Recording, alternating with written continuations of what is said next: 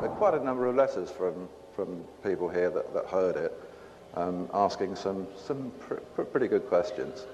So I'll cover that again a little bit, but I'm going to come at it from a different angle and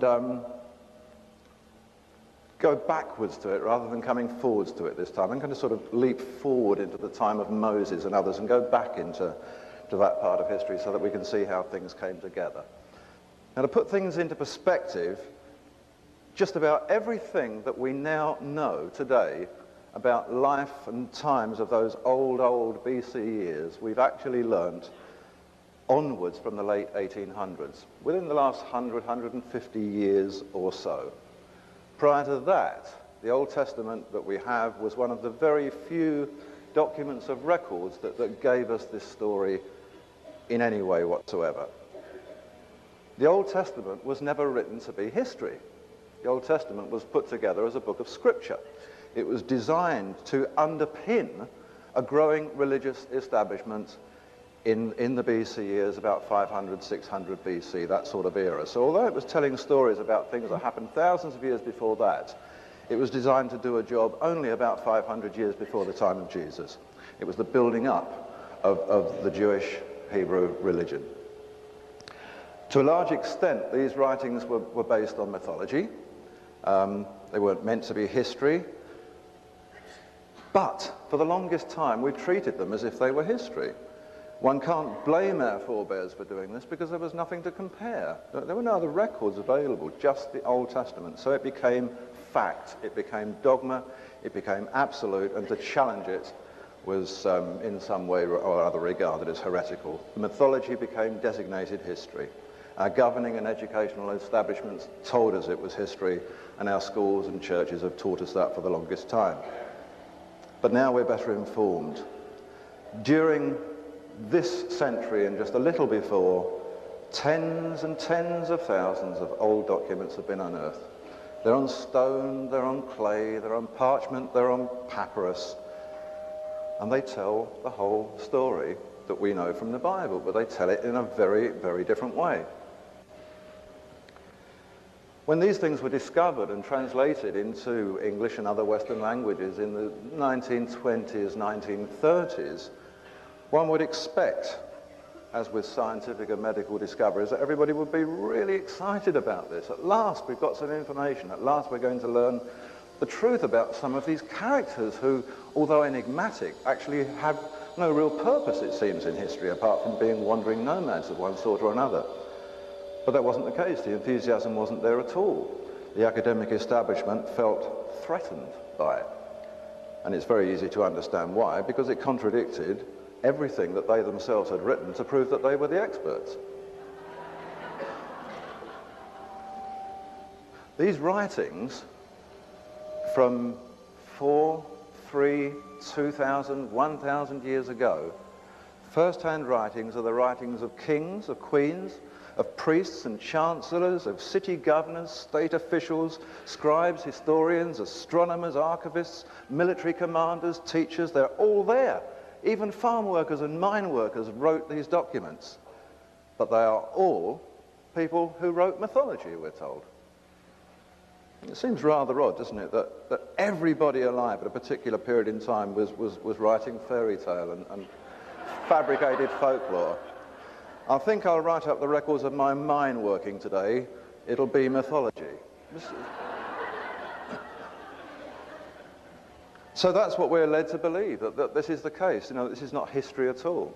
2,000 years ago, they dug up some huge bones in China, massive bones, and they didn't know what the hell they were. They figured that they must be the bones of a dragon. It was said that in ancient proto-historic times, the tail of a great dragon had carved the river channels through the earth of China, enabling the water to flow out to the sea. So this was a dragon. They'd found the bones. Well, it wasn't until the 1820s, it's not that long ago, that very similar bones were found. And following that, these bones were found in various parts of the world. And 170 years ago, we discovered dinosaurs. We named them dinosaur, Dinosaurus, terrible lizard. These were exactly the bones that the Chinese had found 2,000 years ago. through that same 2,000 years, the Old Testament has actually been the equivalent of this Chinese dragon. It's been the only record that we had, and so we had to decide that it was the positive fact. We called it a dragon, we called it history. Between the 1850s and the 1930s, documents were unearthed in the Holy Land, in Syria, in Mesopotamia, and the intriguing thing about these documents was that they started to give us the names of the people that we know. Abraham, Esau, Israel, Heber, Nahor, Terah, all of these names actually cropped up on documents. So the first thing that we learned was that actually the Bible had got a certain amount of it right. These characters were real, they actually existed. What we learned also was that they weren't just the names of people, that they were the names of cities, of states, of great towns and realms that were governed by municipal governors at the time. So we have a situation where we know that these people either gave their names to the cities or the cities took their names from their governors, but clearly they were pretty important people. Now, we don't have them given to us as pretty important people, we have them given to us as nomads, as wandering tribesmen for some sort. So, one by one these documents begin to give us a different story. What I tried to do was not to divert too much into just interesting realms for the sake of it, but to try and narrow it down and to keep the Old Testament in sight throughout. By the 1880s, the governing establishments of the West absolutely detested the word archaeologist. It's not that long, it's only 100 years ago. Archaeology was new, but they hated them. They hated them so much that new laws and regulations were brought into operation. Archaeological digs suddenly in Egypt and Mesopotamia had to be approved, and they could only be funded from certain sources, and these sources were controlled by a newly designated set of authorities. And one of these authorities was called the Egyptian Exploration Fund. That was founded in Britain in 1891. On the very first page of the Articles of Association of the Egypt Exploration Fund, it said, "The fund's objective is to promote excavation work for the purpose of elucidating or illustrating the Old Testament narrative." What this meant was, in short, that if something was found by these archaeologists that could be used to support the scriptural teaching of the time, then we, the public, would be informed about it. Anything else was mythology. If it did not suit the interpretation, it was not destined to see the light of day in the public domain. That was 100 years ago. We still suffer from many of these types of regulation today. There is a hell of a lot discovered out there in these countries that we don't get to hear about. It's put under wraps, it's kept in closeted rooms beneath the museums, but we don't get to learn the truth of it. So what we're going to do, I think, today really is just to look at one example of a particularly monumentous find of that era, of the late 1800s. We'll look at one particular discovery just to give you an idea of the sort of thing that has been veiled from us. In my opinion, this is probably the most important biblical discovery ever made. There is little, if anything, beyond academic and closeted circles that are written about it at all. Within the context of the book of Exodus, there's a significant mountain named in the Bible. It sits in the range of the Sinai Peninsula, which is an upturned triangle that's between Egypt and Jordan.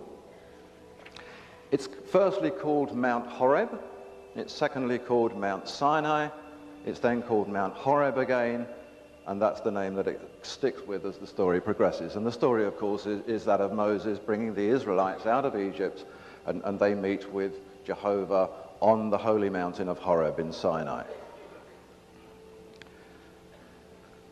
At the time of Moses, roughly 1360 BC, that sort of era, there actually was no mountain called Mount Sinai. We must know that at the outset. There wasn't even a mountain by that name in the time of Jesus, and not even for another 300 or 400 years did Mount Sinai exist in geographical record.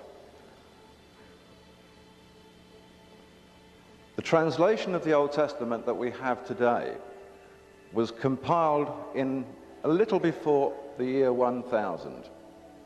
It is actually 600 years newer than the New Testament that we have today. So giving places names that they knew about in the year 1000, when the Crusades were thought about being launched and that sort of thing, they were giving places names that they knew at that time, not necessarily names that applied back in the time of Moses and the others, so that the people of that era would know exactly where they were talking about. Now, the mountain generally called Mount Sinai now sits in the south of that triangular peninsula. It was actually given its name and called Mount Sinai in the 4th century. A mission of Greek Christian monks decided to build a little mission there, and they decided that this was Mount Sinai of the Bible. It's sometimes called Jebel Musa, which means Mount of Moses. And there's a small Christian retreat there today. It's called St. Catherine's Monastery. But was that the mountain that actually was the Mount Sinai of the Bible, or the Mount Horeb of the Bible? It transpires that it was not. Exodus actually goes to some lengths to explain to us exactly where this magical mountain was. The mountain that Moses and the Israelites went to on their way from Egypt across to the land of Midian.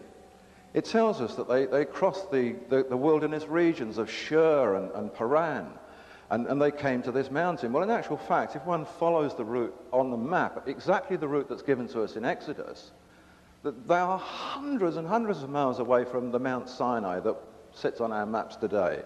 In fact, they travel so north across Sinai that they are within hundreds of miles of the Red Sea. They actually crossed the strip of land at the top where the Suez Canal sits today. So it seems rather strange that they should have diverted by hundreds of miles to cross the Red Sea at a point where Moses had to part the waters. Wasn't the case. They were very north of that, and it tells us where they went across there. It tells us exactly where Mount Horeb was. The word Horeb is an Arabic word. It simply means desert. Mount Horeb was desert mountain. And desert mountain is something which has been well known for a long, long time. And at the moment, this time and for this century, it's been called the mountain of Serabit el Kadim, the prominence of the Kadim. This sits about 2,600 feet above sea level, exactly where Exodus tells us it was, on the route from Egypt, the land of Goshen, across to the land of Midian. Well, in the late 1890s, the British Egyptologist Sir Flinders Petrie of the University College in London decided to apply to the Egyptian Exploration Fund for money to go and investigate this mountain. By 1904, he and the team were there. They were standing at the foot of Mount Serabit, and in the following year, Petrie published privately the results of their findings with photographs, records, and maps. But he added to his notes to this publication that the report that he made, despite its funding source, would not generally be made public by the Egyptian Exploration Fund. The subscribers to the fund would receive maps, they would receive little bits of information, but the detail of what they found would not be mentioned at all. The officers would simply tell even their own members what they wanted to tell from the results of Petrie's findings. Why? Had he in fact broken some regulation of the articles? Had he found something that he wasn't supposed to find? Well, that's exactly what had happened. He discovered the secret of this magical, sacred mountain of Moses. A secret which not only made absolute sense of the portrayals that we have in Exodus, but which blew the lid totally from the common scriptural interpretation of that. Sinai was not a foreign land to the Egyptians. It was actually part of Egypt. It came under pharaonic control. So Moses and the Israelites, when they left Egypt and crossed into Sinai, were theoretically, for that moment in time, still in Egypt. Sinai came under the control of some particular public officials. One was called the Royal Chancellor, other was called the Royal Messenger, and these people governed Sinai. Moses' era was the era of Egypt's 18th dynasty, and in fact we know exactly who the governors of Sinai were in the 18th dynasty.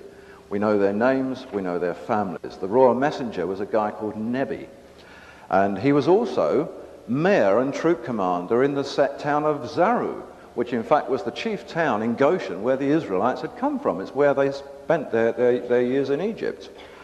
The Royal Chancellor was held in the family of Phinehas. Phinehas of this family was the official governor of Sinai at the time. The family of Phinehas goes right back into the kingship of ancient Troy. It's a family that moves through kingship all the way through history, and at that time Phinehas was governing Canaan. The Bible calls him Phinehas. So when we read about Phinehas becoming one of the first priests of the Egyptian church, of the Israelite church, this is Phinehas. This is the governor of Sinai, a very important man. Another thing to understand before we follow Petrie into the discovery is that there was an immense difference at the time, although the Bible doesn't make it clear, between a group of people called Hebrews and a group of people called Israelites. They weren't the same thing at all. The Hebrews were the family descendants of Abraham. They were descendants of his line, and in essence they lived in the land of Canaan and in Palestine. The Israelites were no more nor less than the descendants of one of Abraham's grandsons. This was the grandson called Jacob, who changed his name to Israel, who took the family to Egypt, where they spent many centuries before coming out with Moses. And this family were called Israelites, children of Israel, the founder of the family. So what we have to recognize about the story of the mountain of Moses is that when Moses came out of Egypt, he came out of Egypt with Israelites, not with Hebrews.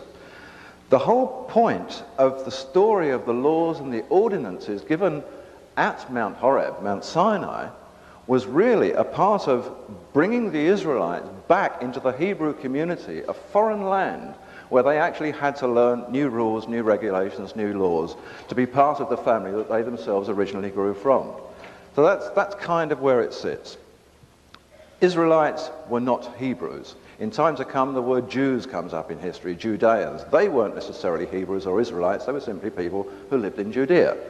Today, all of these words get roped into one, and they're sort of one people.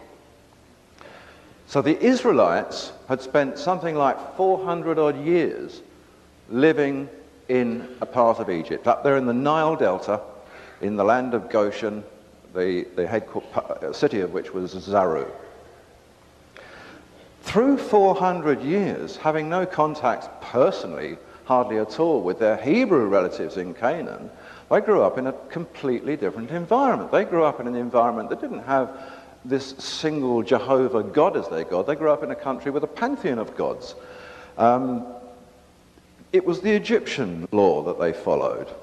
However, being of the family that they were, they still hit upon the idea of following a kind of Hebrew concept. And they had a one God concept among themselves in Goshen. They simply called this God Lord, Adonai, my Lord. And this is one of the reasons why the names Lord and Jehovah crop up independently in the Bible. But we read them as if they're talking about the same person. For the most part, they're not. One God was the Lord, the other God was Jehovah. Jehovah was strictly for the Hebrews.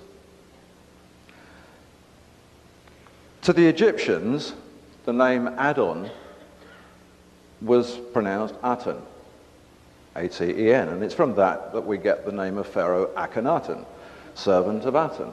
This was a one-God concept which Akhenaten brought into Egypt just before the time of Moses. So even Egypt had within that Goshen area this one-God ideal. Across the water, the Hebrews had the one-God ideal, but it was a different God.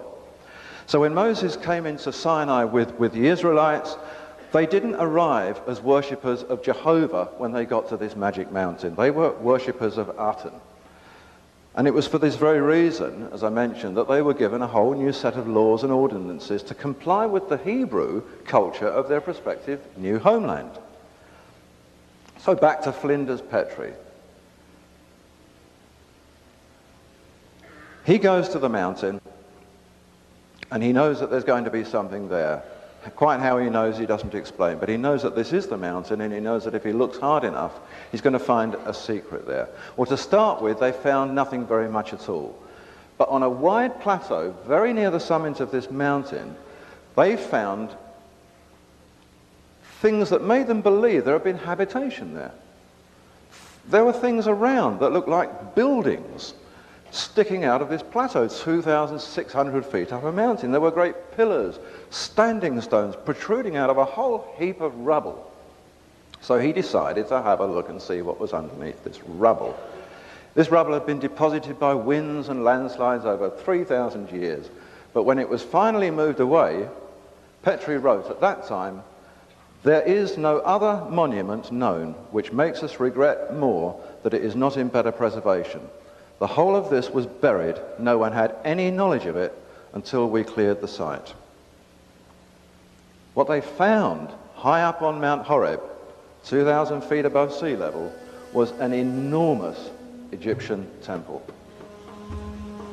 230 feet of it spread out above ground, another part of it spread out within a cave below ground, cut into the mountainside with shored edges and polished sides. And the various inscriptions and cartouches around this temple and on the walls and the standing stones led him to discover that this had been an operative Egyptian temple right back to the time of the very first dynasty of Egypt. We're looking at Moses in the 18th dynasty of Egypt, so that's going back a long, long way. And this temple had been operative all through that time, 3000 BC. The above ground part of the temple was mostly sandstone, quarried from the mountain itself. It comprised a series of halls and corridors, shrines, cubicles, chambers, and of these, the features that are now open for inspection are the main sanctuary, the Shrine of Kings, the portico court. These are big. The hall of the goddess Hathor. The whole of this temple complex that Moses took the Israelites to, where they apparently met with Jehovah to receive the Ten Commandments and the new ordinances, was a temple of the goddess Hathor. She appears on reliefs all around the place. The cave cut into the rock is dedicated to Hathor. The walls that are smoothed and polished like marble have her pictures all over them. And yet this is supposed to be the magic mountain of Jehovah. Deep within the cave, Petrie found a limestone standing stone of the pharaoh Ramesses I. Now, all of the experts today tell us that Ramesses was a hater of the Aten cult in Egypt. Not what Ramesses himself said. He describes himself with the title, "I am Ramesses, I am the ruler of all that Aten embraces." So the experts are telling us untruths even today about what these pharaohs were about. Also found was a statue head of the mother of Moses within this temple. So it proved that not only had it been in constant use right back from about 3000 BC, even by the time that Moses got there in about 1330 BC, it was already being used in that recent period. It was constantly in use, this great temple. In the halls and the courts of the outer temple, there are stone tanks, rectangular basins and baths and all sorts of curiously shaped tables and benches that nobody could make any sense out of. They didn't look like altars. They had recessed fronts, they had split level surfaces, and the whole thing reminded them more of a laboratory than it did of a temple. There were alabaster vases, there were containers, and all these are shaped like lotus flowers and things like that. There are all sorts of articles there. There were wands there. They called them wands. They were like little priest sticks. And even today, they can't quite work out what they're made of. The material is very, very hard. These things are all designed, but they're not designed in the normal Egyptian style. They have basket work. They have lattice work. They have a style of design that is more Mesopotamian than Egyptian, and yet this is an Egyptian temple. They also found a few other very strange things. When they move into the Hathor temple complex, which appears to be the central point at where all of this energy comes from, they begin to find some strange things. Conical stones set very carefully on a shelf, little cones of stone. A metallurgist's crucible was very apparent. Now these kind of things began to get Petrie and his people wondering, well, what on earth had these things got to do with a temple? There was nothing in temple law that said that metallurgist crucibles were part of what went on. And all over the temple, all over the walls and on the various stones, was something venerated, highly venerated within the temple complex, and it was called mufkuts. Doesn't mean a lot to us today, mufkuts. Okay, mufkuts. They found 2,600 feet above sea level in the mountain of the Bible, conical stones, metallurgist crucibles, tanks, basins, lotus flower equipment, all sorts of wands and tubing that looked like a laboratory, and references venerating some mysterious substance called mufkuts. Now, they knew that these things were all linked together, but they didn't know how. So they began to try and work out what on earth mufkuts was. Some said it was probably copper. Many preferred the idea of turquoise. Others have supposed it was perhaps malachite. But the funny thing about these guesses was that none of these materials was apparent within the temple complex. There was no malachite, there was no turquoise, there was no copper. Sinai is noted for its turquoise mines, but if mining had been a primary function of that temple over 2,000 to 3,000 years, you'd expect to find turquoise stones in the tombs of Egypt. There are barely any at all.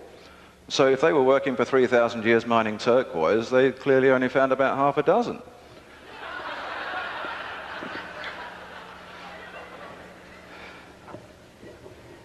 Copper, they said. Well, it didn't take them long to realize that if you were mining and smelting copper, you need very different equipment to this sort of equipment. This was not metal rectification equipment in the way that they knew it. Copper was apparent in Sinai, but down in the deep valleys there were smelting works, old smelting works, and they were nothing like this temple at all. There was no residue of copper anywhere except references to mufkuts. Another cause of wonderment as they traveled around this, as they kept removing all of this rubble, was that they kept seeing inscribed references to bread. Everywhere there were references to bread, and bread was always written alongside mufkuts. The other thing that happened all the time was that the most prominent of all the hieroglyphic signs outside that was the sign for light. Now, bread and light and mufkuts all seem to be equally important within this temple complex. This was nothing to do with copper. It had something to do with these strange tanks, these strange laboratory tables with their recessed fronts and split-level surfaces. So, bread, mufkuts, light, conical stones, metallurgist crucibles, all of these posed a problem until they decided to clear the rubble from a series of square storerooms in one of the parts of the temple. As they removed the rubble, they came across slabs of stone beneath the rubble. They moved the slabs of stone, and beneath these, carefully stored in every one of about 4 or 5 of these large square rooms, a few inches deep, packed tight on the floor, were tons and tons of the finest, purest, unadulterated white powder.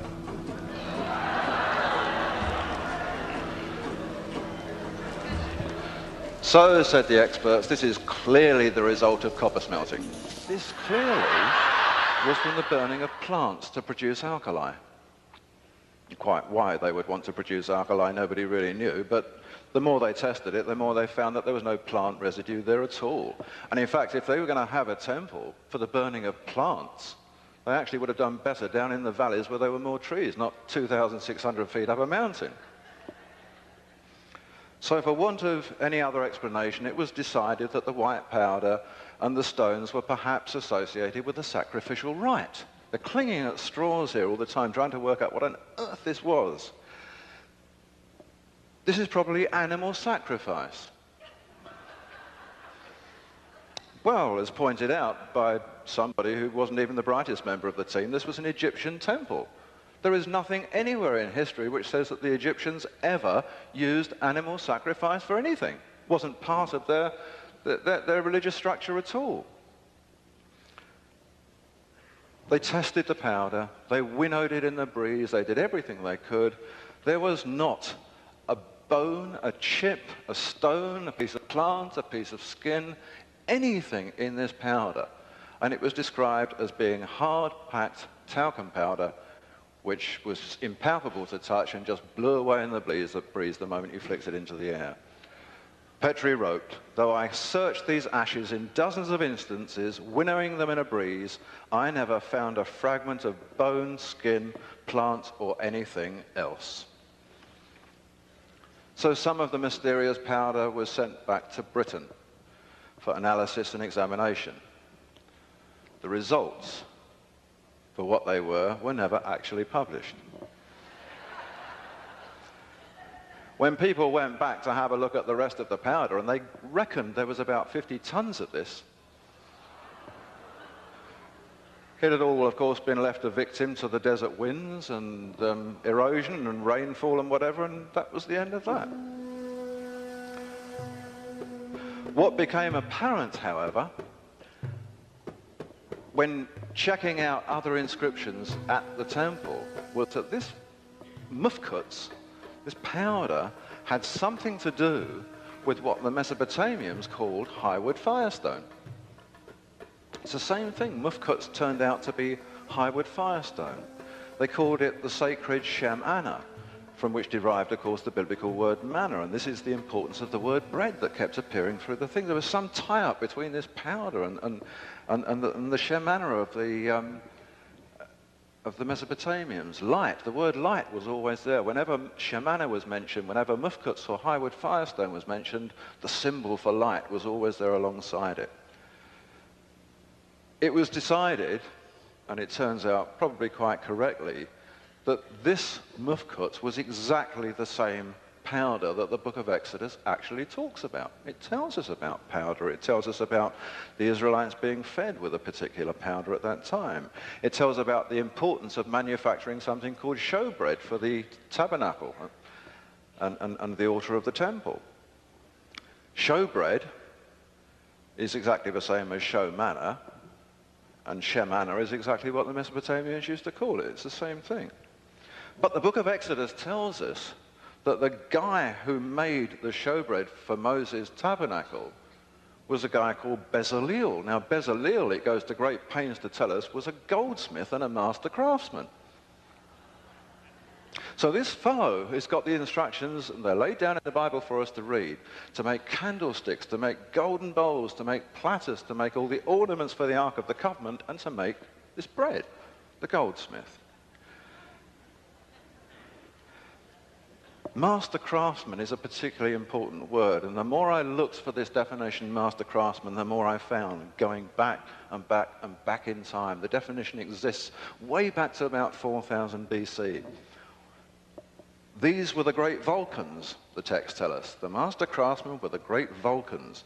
They were the people in charge of the furnaces. They were the people who made the highwood firestone. So as for the crucible and the conical stones and the tanks and the tables and all of the equipment at Sinai, it was actually determined by the Petrie team that this temple was clearly a laboratory. So the report went back to London, and I began by telling you what they didn't tell us. What they'd found was the alchemical workshop of the pharaoh Akhenaten and of the 18 dynasties of pharaohs before him. A temple laboratory where the furnace smoked and roared, just as the book of Exodus tells us, in the production of the highwood firestone, the Shem-Anna. And Mount Sinai was altogether on a smoke, because the Lord descended upon it in fire. The smoke ascended as the smoke of a furnace, and the mountain quaked greatly. That's what it tells us. Prior to that, it came to pass that when the sun went down, it was dark, and behold, there was a smoking furnace, a burning lamp passed between the pieces.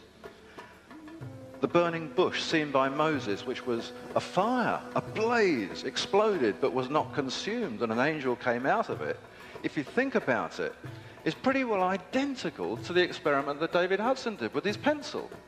The blaze of light, it had no effect on the object within it. It's the same story. In Exodus we read that Moses took the golden calf. We're now on the mountain. The Israelites had made a golden calf. He burnt it in the fire and ground it to a powder. Now, nobody has actually queried these words, it seems to me, but if you burn gold in a fire, you get molten.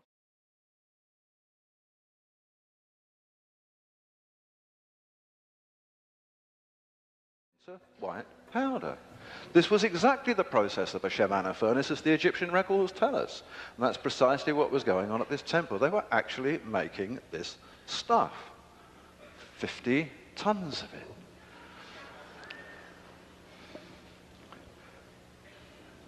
Moses' own great-grandfather was the Pharaoh Thutmose III. Thutmose III had reorganized the ancient mystery schools of Thoth in Egypt and founded the Royal School of the Master Craftsmen at Karnak. At the time, they called them the Great White Brotherhood because of their preoccupation with a mysterious white powder. A branch of the fraternity became known as the Therapeutate. They were a healing community, so this had something to do with medicine as well. The Therapeutate, in fact, set up branches all over Palestine and Syria, and a branch of that Therapeutate were the Essenes at Qumran in the time of Jesus. So clearly, these guys were into this as well. Hathor. All of this is dedicated to Hathor, not to Jehovah. She was the great mother. She is the oldest identified deity figure of Egypt. She turns up on the oldest artifact ever known from 3000 odd BC. And her story, when it's being told in documented form, runs in parallel with a historical character called the great Vulcan, Tubal Cain. Now, Tubal Cain is actually mentioned in the Bible. Tubal Cain was one of the descendants of Cain in the line from Eve. Tubal Cain, even today, is revered by Freemasons worldwide. They don't know why. They just know that Tubal Cain was very important and that Tubal Cain was a master metallurgist. He was a great Vulcan. Now, Hathor's particularly interesting in Egypt because Hathor's not only there at the very beginning of Egyptian time, she's there at the very, very end of it. Right at the end of the Pharaonic era, when Queen Cleopatra is sort of winding down the whole thing and the Romans are moving in, and we're in about 30, 40 BC. She's the penultimate pharaoh of them all. Make sure that she has her one and only relief of her carved on the Temple of Hathor. Hathor's a nursing goddess. Hathor was said to be the daughter of Ra. She was said to have given birth to the sun. She was the queen of the West. She was the one who knew the right spells, whatever they were. She was the protectress of womanhood, the lady of the sycamore, wine, tombs, song. But the importance of Hathor was that it was from the powdered milk of Hathor that the pharaohs gained their divinity. Now, we know now what the powdered milk of Hathor was. It was the powder being manufactured at the Hathor temple. They wondered at the time why this would not have been done in Egypt. But as I said earlier, Sinai was Egypt. It was the same country. It just happened to be the other side of the water. Now, one of the rock carvings by the cave at the mountain is a representation of Moses' own great-grandfather, Thutmose IV, in the presence of Hathor. And on this wonderful carved relief stands topped with lotus flowers and a man presenting Thutmose with a loaf of white bread. A conical loaf of white bread. Another stela details the mason, Ankib, offering 2 conical bread cakes to the king. And there are portrayals of this all throughout this temple, these bread cakes, the importance of the muskets, Hathor giving her divinity to the Pharaoh. The man whose dynasty, and priests were dynastic as well as kings, the man whose dynasty went right through the government of this temple from the earliest times to the time even of Moses was a dynasty called Sobek-Hotep. And Sobek-Hotep is described as the overseer of the mountain and the overseer of the secrets of the house of gold. So there is no doubt whatever that we're dealing here with gold, and everything pointed to it as far as Petrie was concerned. But the Egypt Exploration Fund would have nothing to do with this. Reason being that in telling that story, which was a much more exciting story, we were not telling the story of the Ten Commandments and Moses and Jehovah on the mountain that the Bible told. Irrespective of the fact that this explains it better, this explains why they ended up on a mountain hundreds of miles off route, it's still better for them not to tell the story. Hathor was portrayed particularly by the pharaohs of the fourth dynasty. When you see their pictures, these old kingdom pharaohs of the fourth dynasty, Hathor is always there beside them. The fourth dynasty was the great dynasty of pyramid building. Pyramid building was directly related to this temple and the house of gold. That's how they got their name. The word Pyr, P-Y-R, means fire. Pyramid simply denotes something that is begotten by fire. Hathor is very important in the pyramid era. She's very important to the pharaohs of that era, the pharaohs that were said to have built the great pyramids of Giza. What was the link, I wondered? And I thought, well, I'm going to read these reports of Petrie. So I actually managed to get the reports to find out what was going on here. And Petrie was bothered by the same thing. He couldn't actually work out why this nursing goddess, this goddess whose milk gave the Pharaoh's divinity, was associated with building pyramids. Well, the answer actually was very, very clear-cut. Under the right circumstances, this powder is perfectly capable of transposing its own aspects to other things. This powder, if you remember the Hudson experiments, actually had its own weightlessness. It was exotic matter. Now, one of the great researchers into gravity from the 1960s was the Russian physicist Sakharov. And he wrote a lot about gravity at a 0 point. And he said this powder is exotic matter. He explained that it had, under testing, a gravitational attraction of less than 0. It weighed not only nothing, but this powder could weigh less than nothing. It's wholly exotic, he said. This powder can be made to move into a different dimension if we want it to. Not only can it itself weigh less than nothing, but its host can weigh less than nothing. Now, if you remember again the Hudson talks, remember the pan? The powder was in the pan. Not only did the powder lose its weightlessness, but so does the pan. So what emerges from this is that actually it doesn't matter whether it's a pan or a saucer or an enormous great block of stone.